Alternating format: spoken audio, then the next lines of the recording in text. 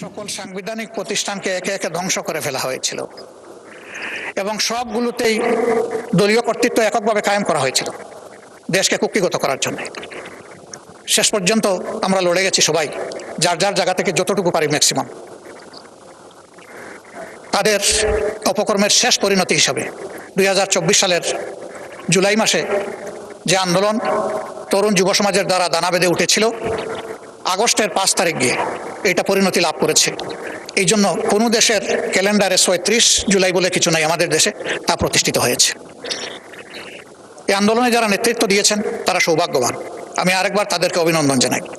কিন্তু এই আন্দোলন শুধু মুষ্টিমেয় কিছু যুব সমাজ সম্পৃক্ত ছিলেন না, বরঞ্চ এই আন্দোলনে কৃষক, শ্রমিক, মেহনতি জনতা, মোটে, মাঝি, মজুর, ছাত্র জনতা সবাই সম্পৃক্ত হয়েছিলেন। দুধের শিশু নিয়ে মাও রাস্তায় নেমে এসেছিলেন এবং এইরকম শিশুরাও 4 বছরের শিশু এই আন্দোলনে শহীদ হয়েছে। মাননীয় বিরোধী দলের নেতা, আমি যাচ্ছি, ওই জায়গায় চলে যাচ্ছি। আমি আপনাকে বিনীতভাবে স্মরণ করে দিতে চাই, এটা 2 ঘন্টার আলোচনা। প্লিজ, আমি এই জায়গায় চলে যাচ্ছি। তালিকা দিয়েছেন সেখানে তো অনেক টাইম আপনারা বেশি দিয়েছেন, আমি 2-3 মিনিট সময়ের উপর একটু খেয়াল রাখবেন, পরে আপনি আবার বলার সুযোগ পাবেন। মাত্র 2-3 মিনিট নিচ্ছি মাননীয়। ওকে, প্লিজ, থ্যাংক ইউ। তো সেই প্রেক্ষাপটে ওই ফেসিবাদ যাতে আর ফিরে না আসে, এই জন্যই জুলাইতে আকাঙ্ক্ষা তৈরি হয়েছিল যে দেশ একটা ন্যায্যতার ভিত্তিতে ন্যায় বিচারের উপরে একটা দেশ কায়েম হবে, যেখানে সবাই সবার সমান অধিকার পাবে নাগরিক হিসাবে।